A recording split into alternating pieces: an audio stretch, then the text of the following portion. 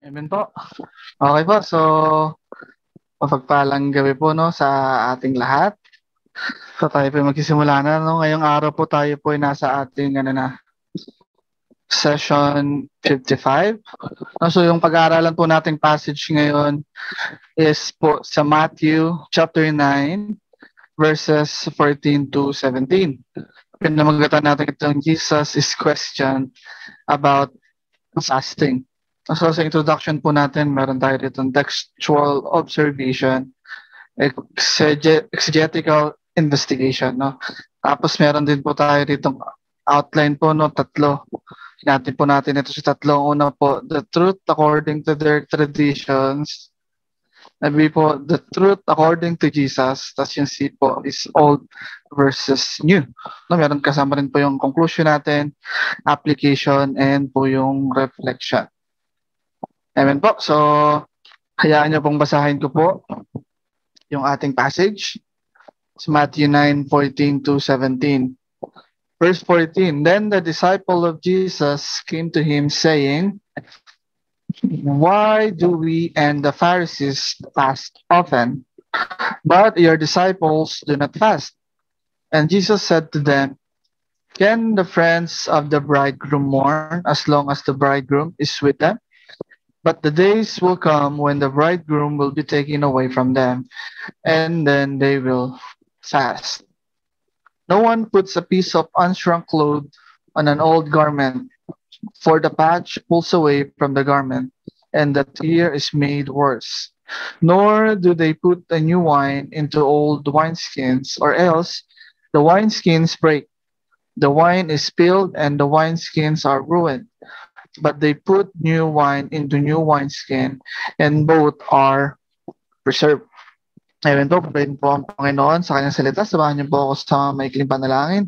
O hallelujah, o Diyos namin makapangyarihan na may lalang ng langit at lupa. Muli, Panginoon, kami nagpapasalamat sa iyo, Lord, sa araw na to at sa oras na to, Panginoon, na muli kami yung pinagsama-sama, O Lord, upang mag-aral ng iyong salita. Maraming salamat, Panginoon, for the privilege, O Lord, na ako muli mong magamit upang maghayag ng sa iyong salita. O Lord, tunay nga, Panginoon, may free anointing, O Lord, naway mapurihan ka sa araw na ito, Panginoon. Ipapa mo ako, Lord, upang ikaw lamang ay may taas. And this is we pray in Jesus' name. Amen. Amen po.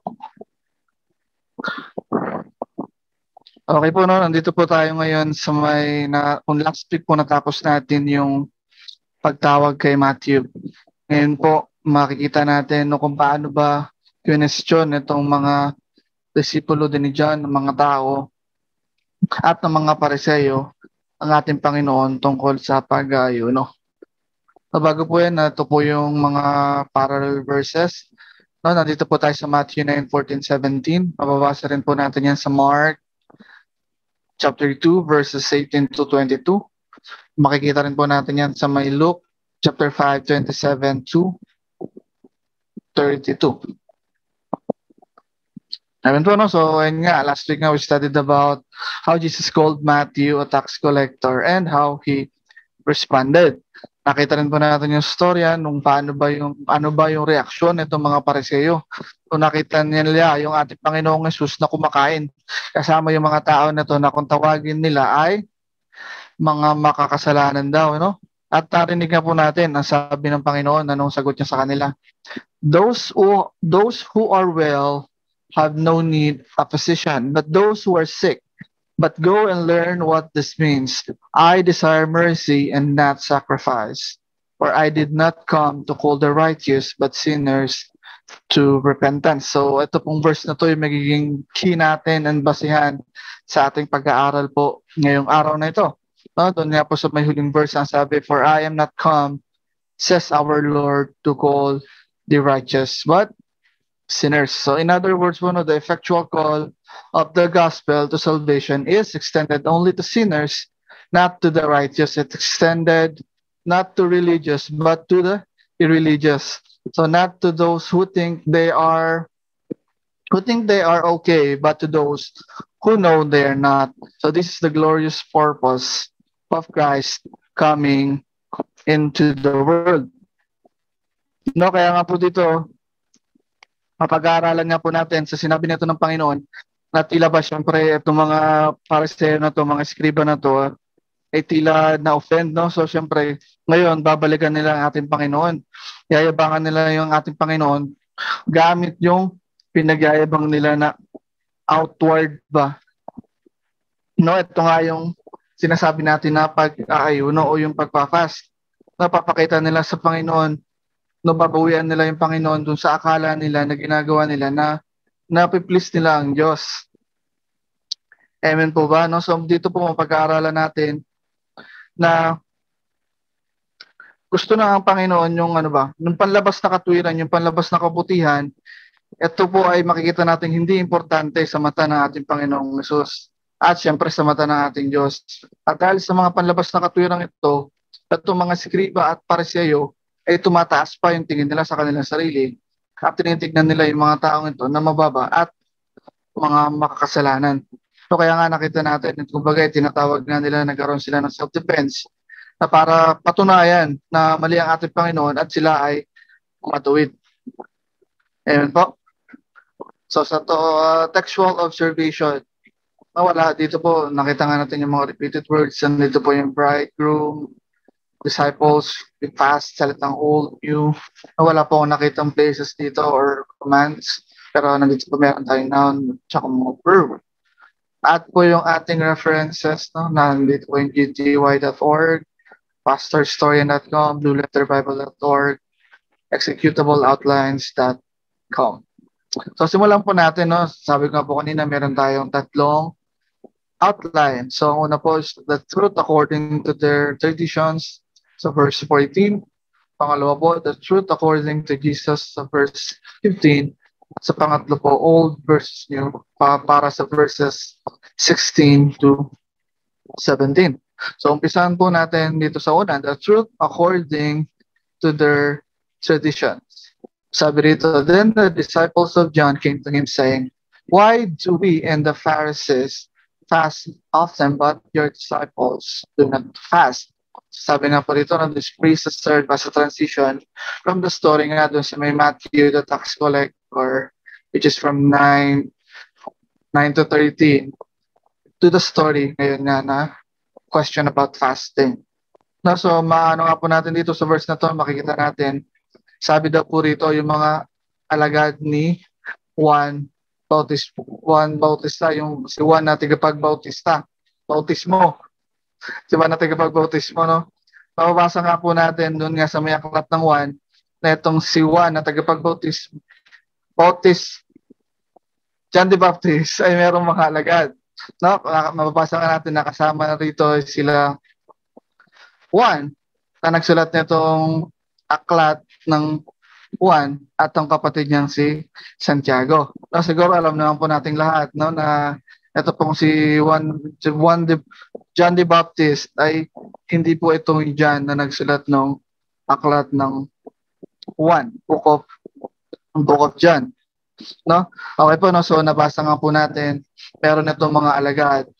At nung nakita nga po nila ang Panginoon at sinabi nga sa kanila ni John the Baptist na ito ang ating Panginoong Hesus, na siya ang kordero ng Diyos, itong dalawa ay nanatili sumama sa ating Panginoon. Sila ay sumunod at nanatili sa Panginoon. Pero hindi pala lahat ay sumunod sa ating Panginoon.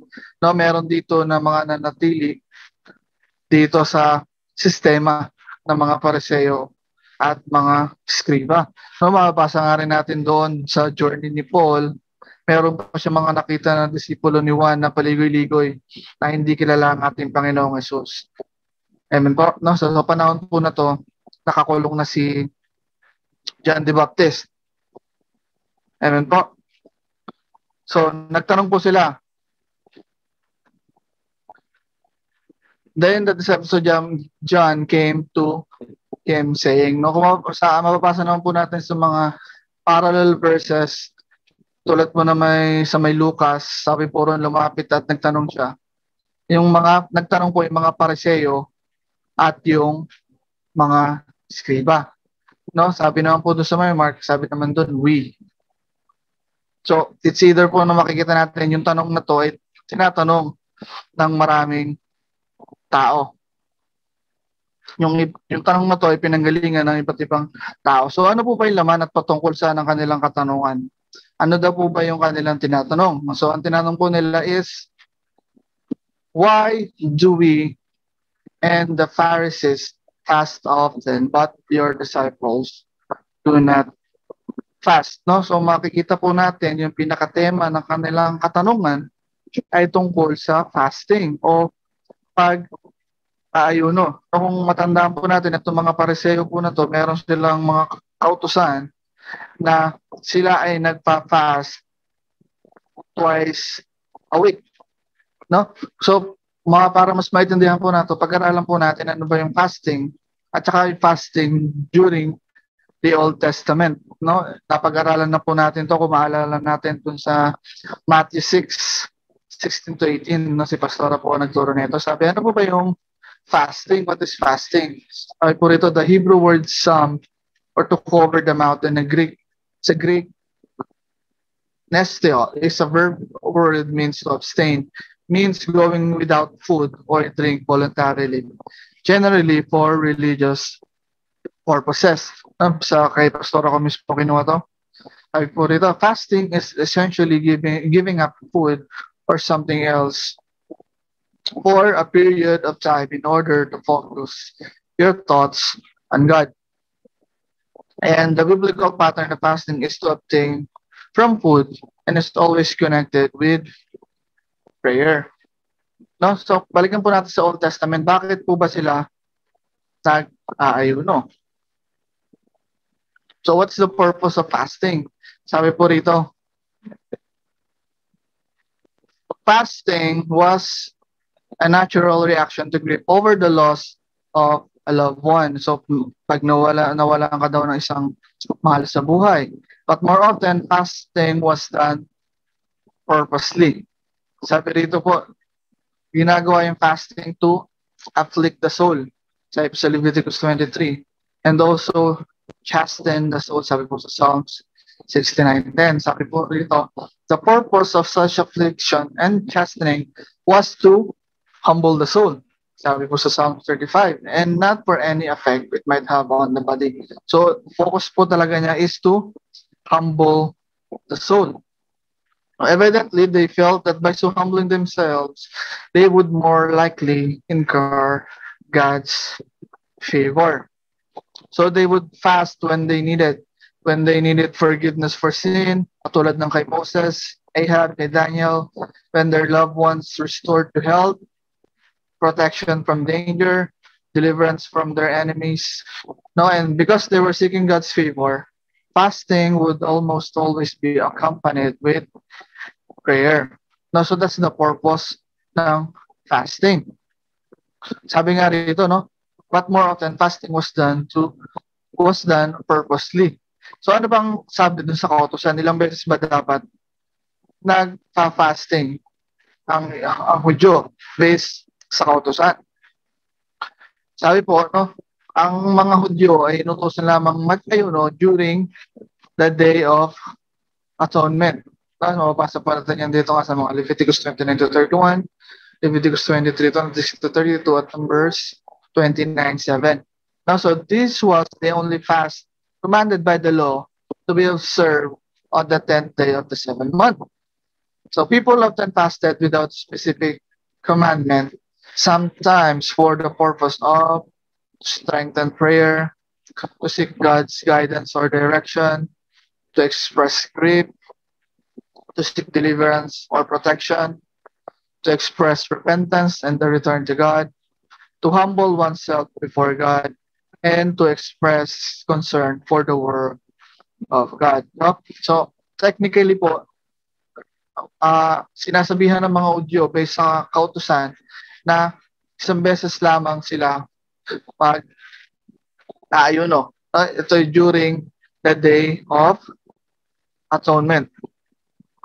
Amen po. So, anong ginawa po nila? No? Ginawa ng mga eskriba at mga pariseo, no? Para sila ay mas maging banal pa, para sila ay mas maging deboto na Hudyo. Ano po ginawa nila? No? Ginawa nila ito 2 beses sa isang linggo. At ito ay hayagan pa. No? Hayagan pa nilang pinapakita sa mga tao pa sila ay nag-aayuno. So, kung matandaan po natin sa Matthew 6, ito nga na pinag-aralan natin, na tinuro ng Panginoon kung paano ba talaga mag-ayuno. Amen po, natatandaan naman po natin, no? Now they ask, why do we and the Pharisees stop then, but your disciples do not fast? So that's the problem. They don't see it as a matter of humility, sinfulness, or repentance. No, they see it as a matter of ceremony, as a matter of routine, as a matter of ritual. No, nakita natin yung problema na pinagyabang nila itong pagpa-fast nila sa ating Panginoon. Pero nakita natin na ito lang pala talaga ay panlabas lang ba, no? Walang purpose, just nakakagawian lang kaya sila nagfa-fast. No, walang puso, kumbaga just part of their life. Amen po, nakita natin yung ano bang purpose ng fasting, kung bakit pa tayo dapat nagfa-fast, no? At marami nga po niyan sa panahon natin ngayon, no, na for example lang itong sa mga Katoliko po, sa church, no, marami po doon na nagpupunta, out of routine lang, pumupunta, luluhod, tatayo, di ba po, andun yung upo sila, makikinig sila, pero hindi nila alam kung bakit ba sila nandoon, ano bang napakinggan nila, di ba po, di mo sila makakausap tungkol sa forgiveness or sa repentance, no? Hindi natin sila makakausap sa mga ganong tema, no? Nandun na yung routine nila na pumunta sa simbahan, yumuko sa mga santo, magsindi ng kandila, at magpatuloy lang sa ganong routine. No, wala yung puso talaga na sumamba sa ating Panginoon. At hindi lang po yun sa mga Katoliko, kahit po sa atin dito sa ating pananampalataya, kahit po dito sa Protestantism, no, meron din po diyan, meron din nakabilang sa atin na parang part na lang ng routine, no. Nandun po dito yung mga nagpe-pray lang, meron sila mga Bible na sakto lang na meron, bubuksan pag nagustuhan, no. Nandito po yung pupunta tayo sa church, na nakagawian na lang natin kumanta. No, so yung mga ganong forms ng routines, yung external ba, no? So we don't even understand the inside. No, they don't know what it means to be convicted of sin, to have a deep repentance in the heart. So that's essentially what they're asking. How come your system's so different and you don't do what we do? So ayan po ang katotohanan para sa kanila. Tulad nga po nung pamagat natin, no, the truth according to their tradition. No? Paano po nila na the truth according to them is that they are righteous in front of God because of their ritual, because of their ceremonies, because of their tradition, even without a very purpose. No, ito po yung katotohanan na nabubuhay sa kanila, na tingin nila sa sarili nila that they are righteous, mabuti sila, iboto sila sa mata ng ating Diyos dahil sa mga panlabas na ritual na to, dahil sa kanilang seremonya, no, sa kanilang pag-aayuno na bunga lamang nito mga ritual na ito without a very purpose. Amen po. So, umupo tayo sa ating second point, which is the truth according to Jesus. So sa verse 15, ang sabi po rito ng Panginoon, and Jesus said to them, Can the friends of the bridegroom mourn as long as the bridegroom is with them? But the days will come when the bridegroom will be taken away from them, and then they will fast. So we know na, and we alam naman natin that Jesus is the bridegroom, and the friends na tinutukoy dito is yung kanyang mga disciples.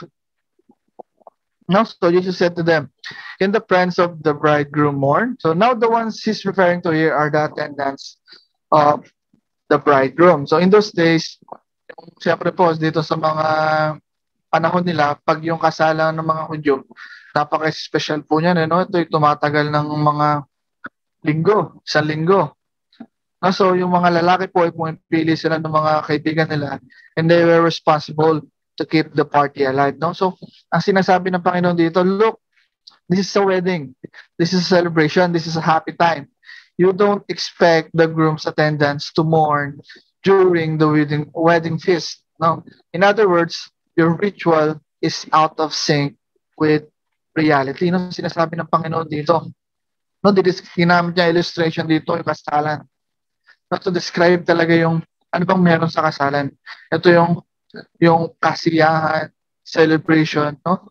So kaya sinasabi niya, bakit mo ipapasok ang pag-aayuno na nagre-require ng broken heart, yung sorrow, no? So bakit mo ipapasok ang pag-aayuno sa isang araw na ikaw ay dapat na masaya? So what is happening there? What is happening there is needs a celebration. No? There are people that are being saved from their sins. So there is a wedding. You are happy at the wedding. This is not time for mourning. So this is not the time for fasting. So sabi nga rito, you shouldn't be fasting unless you're fasting out of a broken heart. Sabi nga kanina, no? Kaya mababasa natin sa Old Testament, no? Doon sa may Isaiah at sa may Zechariah 7, sabi ron, who tell us that God does not want our fast. He wants our love. So fasting will come very genuinely when you have a broken heart in prayer, seeking God. Amen po, no? So, but to use it anything as a means of some ritual to gain the favor of God, we miss the point. No? Amen po ba? So, mabasa nga po natin dito na we shouldn't be fasting unless we have a broken heart. Yung tinatawag na yung sorrow. Amen po. So, that's the problem with the rituals. They're just doing it out of their routine, not with a humble heart. So, if you go through any religious exercise apart from an honest attitude, sa ating mga puso, no? Ito ay isa lamang ritual at wala nang iba. If we fast just to pray or we just pray to pray, no, kung pumunta lang tayo ng church para lang talaga makapunta o nagbasa tayo ng Biblia para sabihin lang nagbasa tayo o kumanta tayo para sabihin lang na kumanta tayo, no, we are missing the point. So Jesus is saying fasting is something connected to our hearts. So we fast with a broken heart for the purpose of humbling ourselves. We're afflicting our souls, not just an external show and ceremonial ritualism. No? So ito isang image po ng kasalan. Nakikita po natin yung kasiyahan, yung dami ng tao. No? So by the way po, no, Jesus used the wedding illustration. Kung mabasa po natin sa John 3, no, ginamit din ito ni John the Baptist, no, sa pagdi-describe na tungkol kay Kristo. Ginamit niya yung illustration na tungkol sa kasal. Ano to? Sumunod doon. But the days will come when the bridegroom will be taken away from them, and then they will fast. No, so alam naman po natin, ang tinutukoy ng Panginoon dito ay ang kanyang kamatayan sa krus ng Kalbaryo. No, so when the celebration is finished and when the Lord is gone, that's the right time for them to mourn. The right time to fast. No, sinasabi ng Panginoon, dapat tugma yung ginagawa natin kung ano yung nasa puso natin. Hindi po ba pag masaya tayo, ano po yung reaction natin pag masaya tayo? Di ba po, tumatawa tayo, nakangiti. Di ba po? No? So kung ano yung nasa puso natin, dapat nakikita sa galaw. O ganun din ang sinasabi ng Panginoon. Kapag kasalan, masaya ang tao. Kaya kung anong dahilan, masaya, kung sinasabi nga ng Panginoon, itong illustrate na kasalan, ito ay celebration, dapat masaya ang tao. No? So, ang question nga, ba anong dahilan, bakit sila mag-aayuno? No? Gusto ituro ng Panginoon sa mga skriba, Pariseo, sa mga tao, na ang mga ritual ay hindi tugma sa spiritual. No? The rituals don't connect with their heart. Puro panlabas lamang. No? Masama po ba mag-ayuno ng 2 beses sa isang linggo? Di ba po? Sa tingin ko po, ang dapat na tanong ay bakit ka mag-aayuno ng 2 beses sa isang linggo? No? Bakit po tayo umattend ang service every Sunday or every Friday? Dahil ba sa routine na lang natin? Or just for the sake na maka-attend lang? Or kinukulit na tayo? Bakit hindi tayo ma-attend? Amen po. No, bakit ba tayo kumakanta sa mga worship songs? Dahil ba lahat ay kumakanta? Tayo na lang hindi? O nagagandahan tayo sa tono? No? So, tugma ba ang ginagawa natin sa puso natin? No? So, this is the truth according to Jesus. We cannot measure how righteous or how good we are in the eyes of God in any forms of ceremony, rituals, or an external work. It's what's in our hearts. Amen po? Amen. No, so Jesus is not teaching reform, Phariseeism, or to polish their doctrines. No? Ang kanyang tinuturo po ay total opposite ng kung anong meron sila ngayon. Now, which leads us to our next point, which is old versus new, from verses 14 to 17. Now, wala namang pong tanong bago po tayo magpatuloy. Amen po. Okay po, so wala naman po, so magpatuloy po tayo sa ikatlong puntos, sa old versus new, verses 16 to 17 po ito. Nabasahin ko po, no? No one puts a piece of unshrunk cloth on an old garment, for the patch pulls away from the garment and the tear is made worse. No, the unshrunk cloth signifies the teaching of Jesus Christ, while the old garment represents their current teachings. No, sinalalaman ng Panginoon dito yung kanyang itinuturo sa isang old and new garment. So in those days po, nakikita po natin, no, yung mga garments po nila, so yung mga damit, no, igawa po sa cotton or wool. At sa pagtatagpi po ng isang lumang damit, syempre po, kailangan po yung ipang tatagpi natin ay yung luma rin o yung umurong na. No, so pagtatagpi po ng lumang damit, syempre po, yung pagtatagpi natin, yung luma o yung umurong na. No? Dahil po pagbago ang inilagay natin, pag umurong ng tela, mahahatak yung luma at lalong mas lalaki ang butas. No, nakita nga po natin dito, sabi, lumaki pa yung butas nung pagkatapal nitong bagong tela na to, yung na di pa nabanat. No? So sinasabi ng Panginoon, no, hindi natin pwede pagsamahin ang katuruan niya at ang katuruan ng mga skriba at pariseo. Sabi natin kanina, itong new garment na to ay nagsisignify ng katuruan ng ating Panginoong Jesus, while the old garment represents yung turo na itong mga skriba at pariseo. No, sinasabi ng Panginoon, hindi pwede pagsamahin ang kanyang katuruan at sa katuruan nila. No, tanong po ulit, bago po ba ang itinuturo ng ating Panginoong Jesus? Ang sagot po ay oo at hindi. Ay.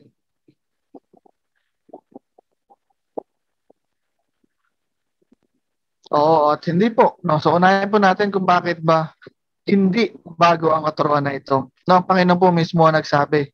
Sabi niya, hindi bago ang itinuturo niya. Sabi po rito sa may Matthew 5:17 to 19, sabi rito, do not think that I came to destroy the law or the prophets.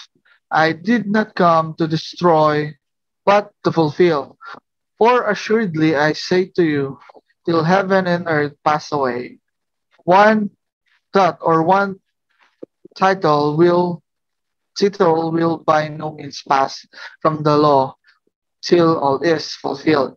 Whoever therefore breaks one of the least of these commandments and teaches men so shall be called least in the kingdom of heaven. But whoever does and teaches them, he shall be called great in the kingdom of God. No, so nakita nga po natin na mismo ang ating Panginoon ang nagsasabi na hindi siya naparito upang sirain ang law or the prophets, and siya para i-fulfill ang mga ito. No? Amen po. So, tinuturo lamang ng Panginoon ang tunay na katuparan ng kautusan.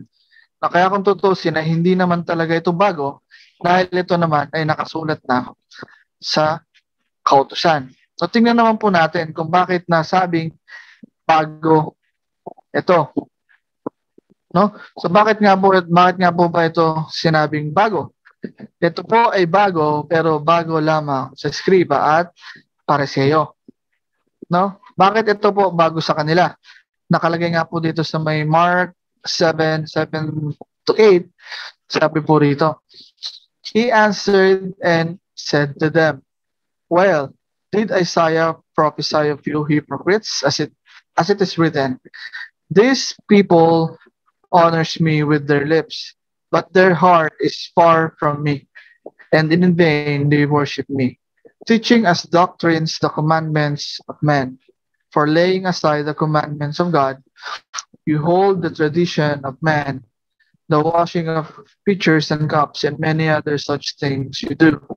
He said to them, All too well you reject the commandment of God, that you may keep your tradition. No, kaya ito bago sa mga Pariseo dahil ang katuruan nila ay hindi na ayon sa katuruan ng ating Panginoong Diyos, ngunit naayon lamang sa kanilang tradisyon, sa katuruan ng tao. No, so kaya importante rin po talaga, no, na nag-aaral po tayo ng ganito para hindi tayo naliligaw kung yung ito bang nalalaman natin ay aral ba ito ng Diyos o aral lang po ng tao. Tapos para po sa mga Skriba at Pariseo, bago ang mga bagay na ito. Sinasabi ng Panginoon na hindi pwede magsama dahil sa Panginoong Hesus ay galing sa Diyos at ang sa kanila ay hindi. No? For example, na nga lang po itong ginawa ng mga Pariseo na itong pag-aayuno. Ito ay ginagawa lamang nila upang magmukhang mabuti o religyoso, lalo na sa harap ng maraming tao, upang magmatuwid sa harap ng Diyos. No? Hindi nila matanggap at hindi nila matatanggap na ang katwiran na ito ay makukuha lamang sa ating Panginoong Jesus. Sabi nga po dito sa may Philippians 3:9, And be found in Him, not having my own righteousness, which is from the law, but that which is through faith in Christ. The righteousness which is from God by faith. No? So nawasa nga po natin itong righteousness na ito ay makukuha lamang natin sa ating Panginoong Hesus. No? At nakakalungkot nga po na even sa panahon natin ngayon ay marami ang hindi makatanggap sa katotohanan ito na our good works ay para lamang isang maraming basahan sa mata ng ating Diyos. No? Nakita po natin na hindi talaga pwede pagsamahin yung dalawa. Nagbigay pa ng isang illustration ng ating Panginoon. Sabi pa rito niya sa sumunod na verse, sa verse 17, Nor do they put new wine into old wineskin, or else the wineskins break. The wine is spilled, and the wineskins are ruined. But they put new wine into new wineskin, and both are preserved. So, nga po kanina, no? The new wine signifies the teaching of Jesus Christ, while the wineskin represents their current teaching. No, sa unang panahon po, isa po sa ginagamit nilang lalagyan ng alak ay yung sisidlang balat o yung tinatawag po nating wineskin sa Ingles. No? Ito nga po, makikita natin, kadalasan po, ito po ay gawa sa kambing. No? Nakita po natin, kukunin po nila yung balat, tatanggalin po nila yung buhok niyan, tapos po, tatahiin po nila yung mga dulo-dulo. Ito po yung mga binti ng kambing. Tatali po yan. Tapos itong leeg, ito yung para magsisilbing pasukan ng alak. No? So, ito nga po, ito yung ginagamit nila para paglagyan ng katas ng ubas. So, mag-stay po yung alak dyan mula 4 hanggang 6 months. So, 4 to 6 months, ilalagay dyan yung alak para mag-ferment, no? So, dahil po sa fermentation, no, nagkakaroon daw ito ng tinatawag natin carbon dioxide. Dahil dito, lumulobo yung sisidlan na stretch siya, no? At yung flexibility niya na nawawala. Amen po, no? At sama pa natin dito yung panahon meron yung Israel nung panahon na yun, nung mainit ba.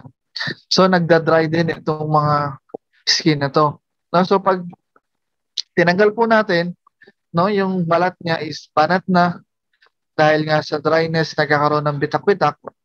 Pag nilagyan po ulit natin ito ng bagong alak, hindi na po nito makakayanan yung nilagay, no? Ano po yung mangyayari? Sabi, puputok at matatapon lang. No? So ito po yung sinasabi ng ating Panginoon.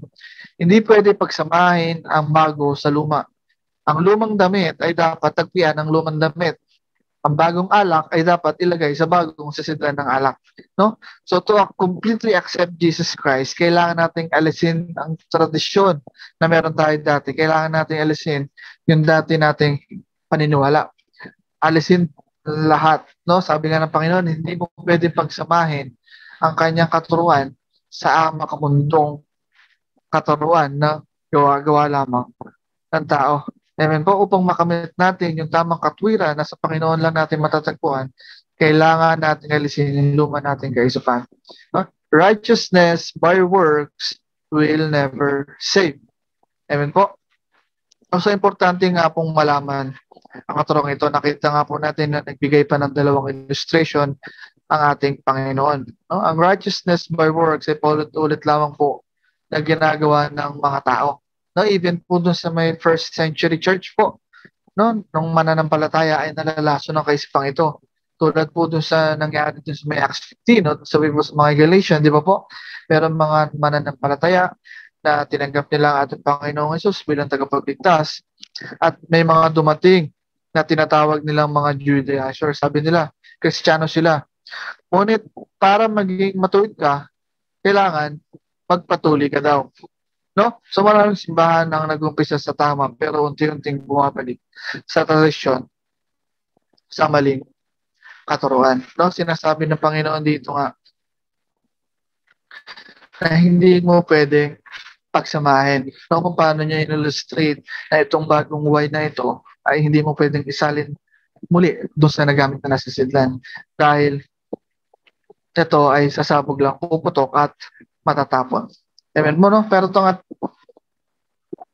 sabi nga, to completely accept Jesus, we need to let go all the traditions and wrong beliefs. So, para po sa aking conclusion, no, mabilis lang.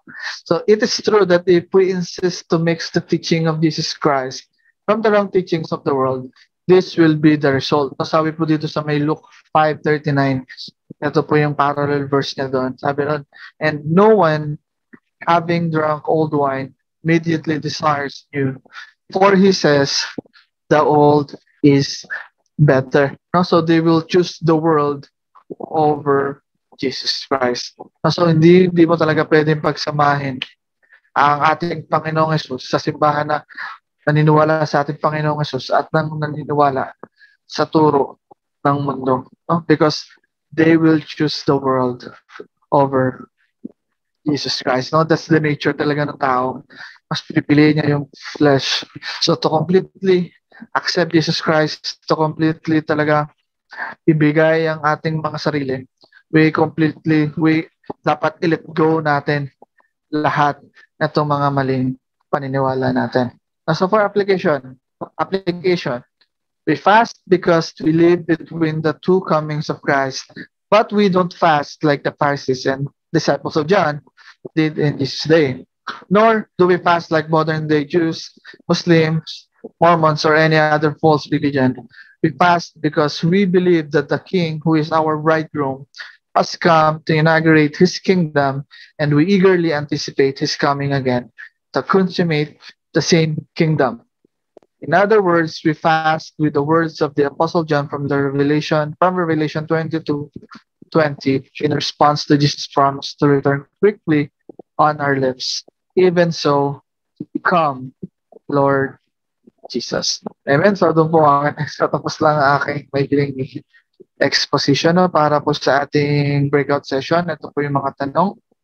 So what do you think are the reasons why many are still locked up to their traditions? Pangalawa po, how important is fasting in your life? How do you practice it? Number 3, 10 being the highest. How faithful are you in fasting? Ayun lang po. So, samahan niyo po ulit ako sa maikling panalangin po. Hallelujah, Lord. Maraming salamat, Panginoon. Tunay nga napakabuti mo, Panginoon, na kayo nagpapasalamat sa pagsama mo ngayong hapon na ito. Panalangin nga, O Lord, na naway marami silang nakuha, marami kaming nakuha, Panginoon, marami kami natutunan sa iyong mga salita, Panginoon. Tunay nga, O Lord, patuloy mong baguhin ang aming mga puso na ito lamang ay nakatuon sa iyo, Panginoon, hindi upang pagmayabang, may pagmalaki, O Lord. Hallelujah. Lord, maraming salamat, Panginoon. Purihin ka in Jesus' name. Amen.